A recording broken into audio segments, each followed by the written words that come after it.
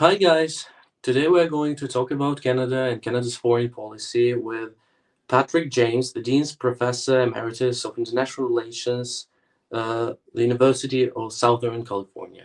Nice to meet you, I'm Professor. very pleased to be here with you today. So, our today's plan is to talk as thorough as we can about Canada's further steps in terms of Trump's administration and new developments that we are witnessing in the Arctic region. And of course, we will talk about your original theory, which is called systemism, in the very end of our interview and how it can be used, how it can contribute to our analysis. And we will start with further steps of Canada's government that might be taken given the trade war which is waged by Trump's administration. Do you think Canada can respond effectively? And do you think this, what has happened recently between Canada and the US, previously the most close partners ever seen in the world's history, probably, this might undermine the very basis of liberal peace theory? A great set of questions to start with, Levon. I'll be mildly evasive on the first one because Canada has a general federal election called for April. And what this means, of course, is that while the current Prime Minister Carney of the Liberal Party has just taken over from Justin Trudeau, who left office under very unpleasant circumstances quite recently, we could have three prime ministers in very short succession, possibly a prime minister from the Conservative Party if they should win the election. So that makes the forecasting even more murky and difficult than usual because of Trump's relatively bombastic and extreme statements, tactical ones. This is how he does things. He's very transactional, talking about Canada as the 51st state and other very extreme things that simply aren't going to happen. What has occurred in the polling, and this was true as of a day or two ago, but I'm probably still right on target here, is while Carney and the Liberals have reversed the previous situation where Prime Minister Trudeau was incredibly unpopular and essentially driven out of office and could not run for re-election, we don't really know what will happen. Will, for instance, Trump on April 2nd, as threatened, carry through with huge 25% tariffs? That probably strengthens what political scientists call a rally effect behind the Liberal Party. Carney will be still the prime minister in office. He'll be running against the Conservatives. This will help him. Oddly enough, Conservatives rather than Liberals in Canada would be more likely to bargain in a transactional way with Trump, just the way he tends to prefer things, as opposed to being more ideologically left and rejectionist toward his ideas. So I have to say, from the standpoint of a tactician, somebody who's very transactional in the way he's doing things, Trump is really hurting himself with all of this kind of absorptionist talk about Canada. So on the front end of it, who will win? Will Trump calm down on the stuff that's really pumping up xenophobic nationalism in Canada? If so, the public will come out of its amnesia in Canada and elect a conservative. And the reason I say that is that Trudeau was driven from power because and could not run for re-election because of the terrible condition of the Canadian economy and especially really high housing prices. Imagine the problematic aspects of the US economy, but just much more dramatically in place. Okay, well, what about certain other aspects of this? What will happen next? So much depends on whether Trump implements those tariffs. And that's an unknown at this point. He's very transactional. A realistic guess will be that the tariffs will be reduced somewhat. Both the conservatives and liberals will try to take credit in some way or another. Liberals will say, see, we're managing the situation well. Conservatives will say, see, Trump knows we're going to come into power and things will get more sensible up here. So to circle back to my initial point about being evasive, it is so hard to figure things out in the middle of an election campaign, a major question mark at this point. If I had to predict, I think it's going to be a stalemate. Some kind of minority government, as it's known in a parliamentary system, is likely because the economic conditions remain pretty bad. but at the same time, Trump's pronouncements about Canada being annexed or joining the United States or whatever are really helping the Liberals to overcome their bad economic record. I think some kind of minority, for those who do not know parliamentary systems that well, it means neither party is in control. Some kind of coalition might be in place instead. So you think that the idea of 51st state, which was numerous times claimed by Donald Trump, is just a joke, or you think there is something deeper implied in what he is saying, the intentions, or probably, and also it is very interesting to see what is the reaction of the Canadians, what is their genuine shift in their attitude towards the United States, because in some of your articles you are writing about this disproportionate view of Canada. Canada views itself much more important to the United States as it is in reality. So, is this disproportionate understanding of Canada's role is now broken, or is strengthened by this 33rd state thing Donald Trump is always talking about? The interesting thing about that observation, Levon, is that as a rule, when people process Trump, they often take him seriously when they shouldn't, and vice versa. And what do I mean by that here? The 51st state pronouncement plays very well to the Trump base in the Republican Party. And here they do have a point that, in particular, Canada, among other allies in NATO, has really been grossly irresponsible for a long time about military spending. Canada is not well received on the political right of the country, and I would go as far as to say even close to across the board, for its perceived free riding, very low amounts of military expenditure. You'd mentioned, for example, the Arctic at the beginning of things. If some Russian warship, given climate change, cruises through the Northwest Passage of Canada, what exactly would Canada be able to do about this in the Arctic? The answer is nothing, except ask the Americans for help, or quite laughably ask the UN to do something, where, of course, the Russians have a veto on the UN Security Council. So in the end, successive American presidents have been displeased about this. Trump has been the one who started the aggressive public taunting. And what he's doing, of course, with his 51st state pronouncements are, well, if you're not going to if you're not going to act like a real country that secures its border and does proper levels of military spending within NATO, then I'm going to start calling your prime minister a governor. Recall that he would call him Governor Trudeau, insult him in various other ways. This was also totally safe ground in American partisan politics, in that, quite accurately, Trudeau is perceived as being pretty far on the left of things, especially by American standards, with a tighter and more center-right political spectrum that it has.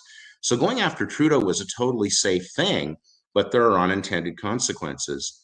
And one key development here, I don't know if Trump's advisors are telling him this or reminding him of this, every time you go after Canada in this sort of annexationist framework, it is actually taken seriously up there and makes it more likely that you, Trump, are going to get a government, namely the Liberal Party, probably in a coalition with the further left NDP, that you won't like at all. So it's remarkably self-defeating for him to have continued talking like this after Trudeau was already given the boot, if you will, forced out of office by his own party, because of all of the problems that Canada has. His inability to manage his own caucus, seething anger in the public about a bad economy, so many problems. Now, on the tariffs, what will he do? I don't know. He is at times unpredictable. The rational thing that he ought to do in meeting his own interests would be to abandon all of the nationalistic talk, silly, unrealistic pronouncements about a 51st state. We could do a much longer answer here if you wanted, but for any number of reasons, even though younger age cohorts in Canada tend to be more favorable about joining the United States, that's also a reflection of short-term unpleasantness and dissatisfaction. Same reason why, for instance, what are labeled Gen Z voters went strongly over to Trump compared to what young people had done in the past. They're also mad at Trudeau in Canada, the equivalent age groups. There's a deep commitment, an overwhelming one in Canada for any number of reasons to remain independent in spite of economic interdependence.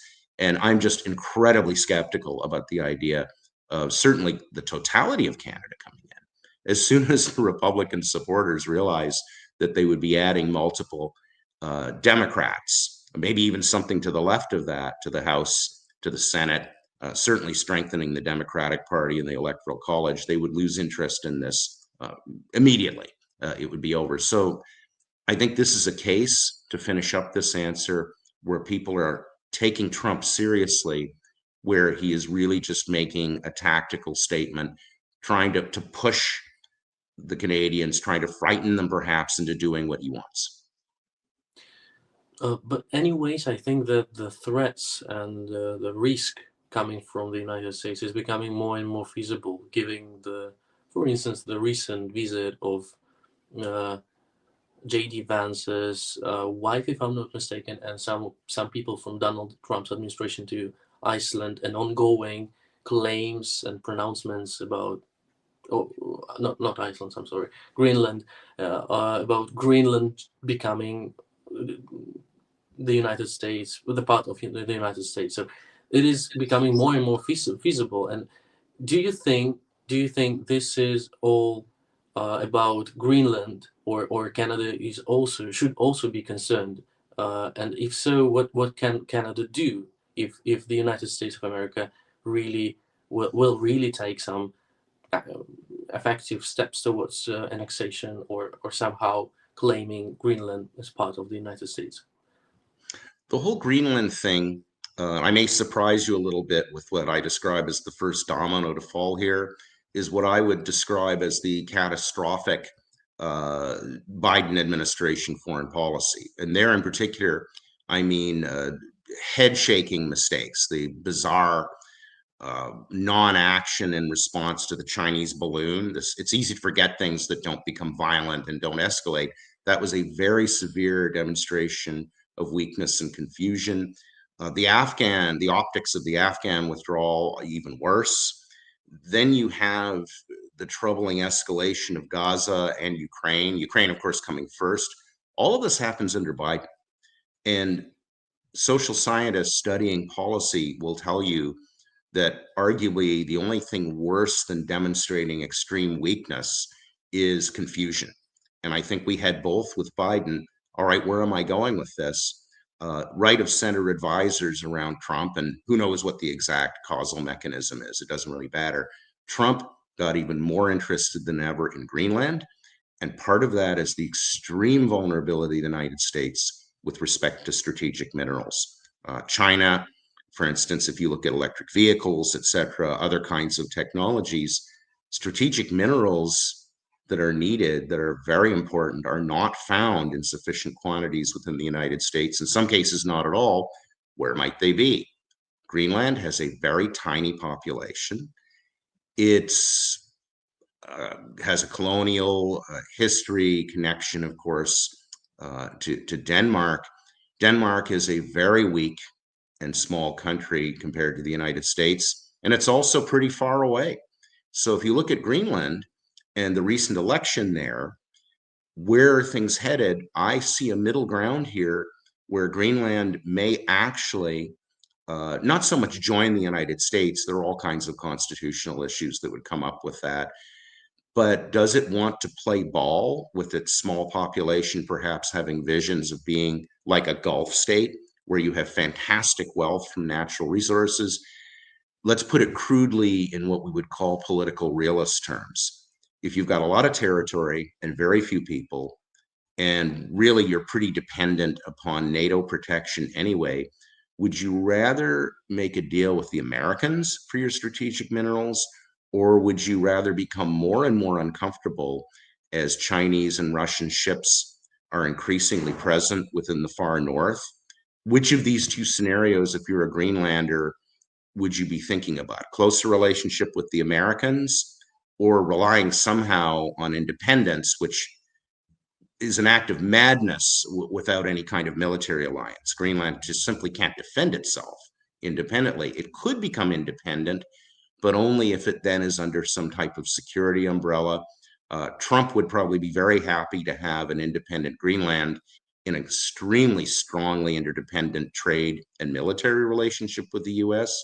But once again, he's transactional. Well, you Greenlanders ought to join the United States. Look at how people voted and what they did in that recent election. It shows, I think, an open door to a stronger relationship with the Americans.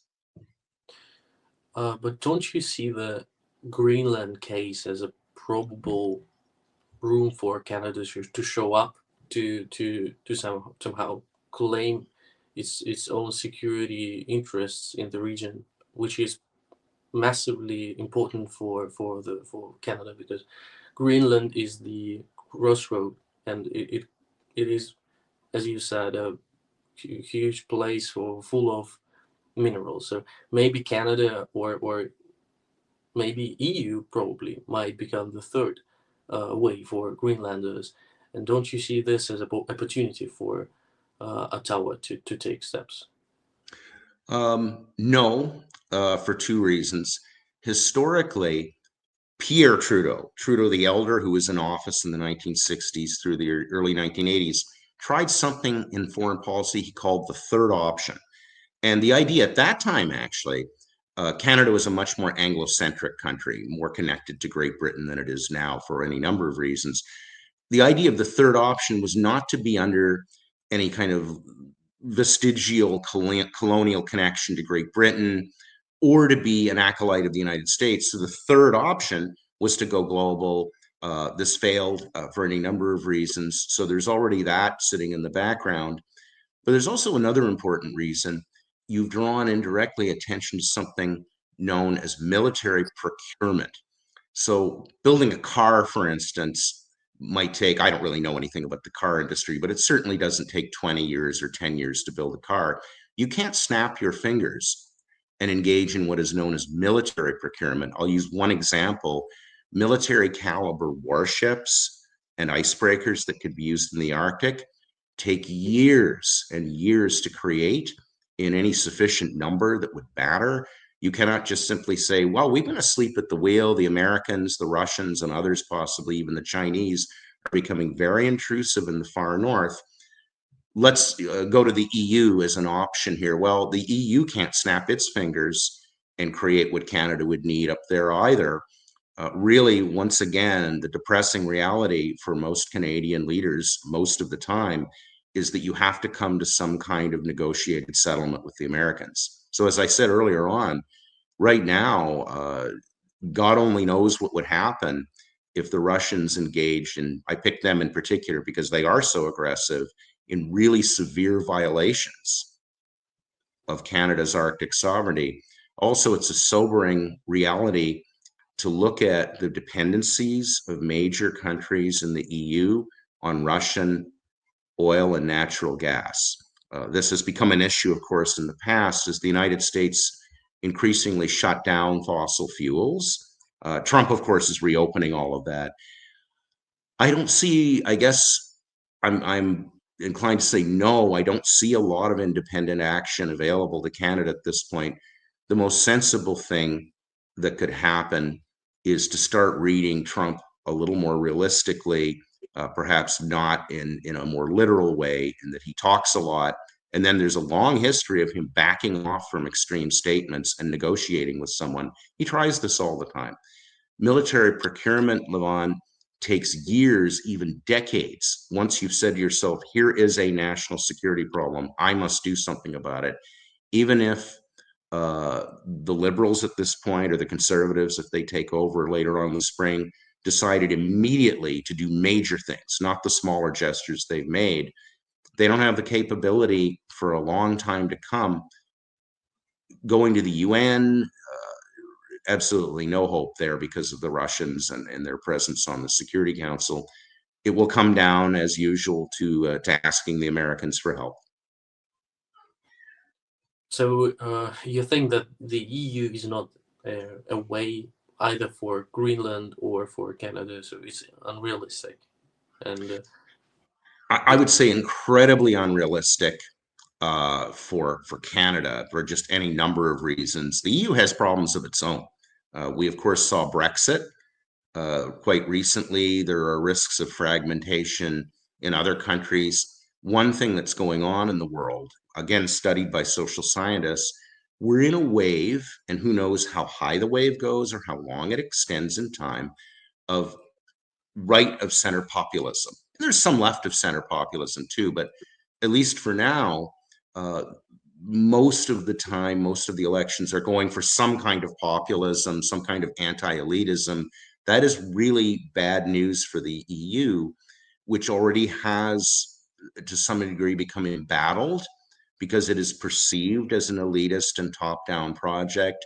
It's really easy if you're running for election in a European country right now, not necessarily say we've had enough, we want out of the EU, but to challenge and push back against the EU, citing nationalist concerns, just like Brexit.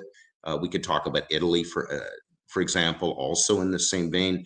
So what I'm saying is the EU itself, at this point, how much is it going to be able to do for Denmark? Maybe something to counteract the Americans, but I'm really skeptical about that. But I'm way more skeptical about the EU risking confrontations, further confrontations with the United States over something that the U.S. regards as being in its backyard, namely Can-Am relationships with Canada, or for that matter, Mexico. So Canada is no longer a middle power with its own grand strategy. So you say that Canada has no other choice, no other option but to recognize itself backyard of the United States, which is very pessimistic, to be honest. And At least for the moment, previous Canadian governments have been handing a rather ugly situation down to those coming later. At some point, a populist of one sort or another, who knows, maybe even Bernie Sanders, if he had won election, might be doing some of the same things, as in, damn it, allies, pay your bills. You may recall during the first administration, Levon, that Trump publicly embarrassed NATO allies, calling them out for not spending enough money on defense. And there are various kinds of markers with some controversies attached as to how much ought to be spent on national defense. But think about it this way: uh, if you don't pay off your credit cards, the interest payments keep on accumulating and getting bigger and bigger. What happened with Canada is it hit a critical point where Canada had been spending next to nothing on its military for a very long time. It even really got out of the business for the most part of peacekeeping. Canada, and going back to your comment about middle power status, one of defining characteristics for Canada were great accomplishments in peacekeeping. Yes, there has been some activity in peacekeeping since the 1960s. I mean, it really begins under Trudeau the Elder. The idea that Canada, as one foreign minister put it in a very unfortunate way, will be a moral superpower. Try to imagine when Canada is free riding, spending almost no money on its military, when its leaders are talking about kind of non-material things that don't involve expenditures, in particular, some sense of moral superiority, how that plays out among key decision makers of the national security infrastructure in the United States. It's almost remarkable that the boomerang effect hitting Canada from Trump took so long to happen, because this didn't start yesterday. And as you pointed out in some of my writings, Canada has really gone away from its middle power mission. And in particular, I'll use one other example. It has violated a key rule of Canadian foreign policy for a long time that was called defense against help. Defense against help means spending enough on your military security that the Americans don't angrily say, well, if you're not going to spend anything and protect yourselves, we will do it for you, which then gets into very uncomfortable violations of sovereignty that may be forthcoming when American leaders look at Canada and say, you know something, Canada couldn't even symbolically or in some tripwire sense resist any type of Russian incursion. They just simply don't have the capability to do it. So the Canadian situation is much more difficult, I think, than people realize, and it didn't happen overnight. probably the last thing about Canada that I would like to ask and that we haven't covered so far is Quebec and the Quebec separatism in terms of foreign pressures that are being put on Canada. And also, is Canadian identity now becoming stronger? That's the question, because I've witnessed the change, dramatic change in my peer Canadians that I'm studying with me, and their attitude towards their own country is being changed right now. So is it a global trend, a long-lasting trend that might change Canada and might change its foreign policy as well? Or it's just a short period phenomenon that will just evaporate in a couple of maybe years? Another thing, Levon, that has been studied a lot by social scientists is what is known as the rally effect. And by that is meant that the public rallies around its leaders, even if it wasn't very happy with them, when there is some kind of perceived threat from the outside. It unifies. So the classic example to give is when Bush 41 led a UN supported and very popular war to throw Iraq out of Kuwait when Kuwait was occupied in 1990. His popularity shot up to 90%. Well, where am I going with this? 2 years later, he's voted out of office. Bill Clinton wins the presidency for the Democratic Party. In Canada, with regard to Quebec, there will be a similar type of rally effect in the short term. The election, however, is in 2026. That in politics is an eternity. Quebec, for those of us who grew up in Canada, and I grew up in Southern Ontario and watched Quebec my whole life from the late 50s onward when I was born. My consciousness of it goes to the Quiet Revolution in the 1960s as a child. If you look at the party system, it's incredibly fragmented. There is a coalition that is center. It might be a little confusing, but I'll just give one example. There's a coalition that I think is inherently incoherent that's in office right now. The coalition is arguably described as nationalist and somewhat right of center, but there's also the Parti Québécois, which was the nationalist powerhouse for a long time, that is very weak right now historically compared to what it had been in previous decades. There's also the old school Liberal Party, which stands for whatever remaining identification there is with Canada in the province of Quebec. And you notice my dismissive attitude there. Loyalty to Canada in response to general dislike for Donald Trump is a mile wide and an inch deep. As long as Trump continues to taunt Canada, disrespect Canada, there will be a rally effect toward Canadian nationalism. The second that rug is pulled out from under it, everything will go back to the way it was before. There is at best a shallow and tepid identification with Canada as a concept.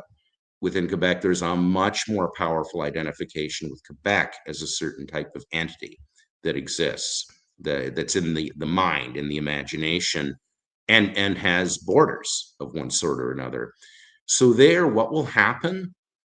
The best predictor most of the time of tomorrow is today and yesterday. Trump probably will keep on taunting, but at some point there will be a negotiated settlement, either with a conservative government or a liberal one. And they may, and it will depend on whether it's a majority of one or the other. It could well be a minority now. And that means more instability and confusion that's inherent in coalition governments. It's harder for them just to get things done in foreign policy. They have to worry about falling from power. So it gets even more murky. What happens in Quebec? One thing we don't know anything about at all is what the Quebec economy looks like when time runs out on the mandate in 2026. Let's assume that it's relatively flat, no major improvements, no dramatic turnaround. That tends to argue in favor of throwing out the government of the day. Most governments are losing. If you look at elections around the world in recent years coming out of the pandemic, incumbents are generally losing. That, of course, doesn't mean that either the Liberal government in power at the national level or the current Quebec government at the provincial level will lose. but they certainly will not have an easy time of it.